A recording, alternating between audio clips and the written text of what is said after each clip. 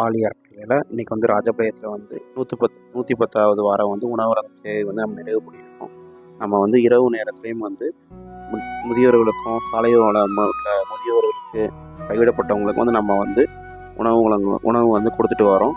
நம்ம வந்து இப்போ இதோட அடுத்த கட்ட முயற்சியான மரக்கடலை சார்பாக வந்து நம்ம நாளைக்கு வந்து தமிழகத்தில் வந்து பள்ளிகளை வந்து திறக்கிறாங்க.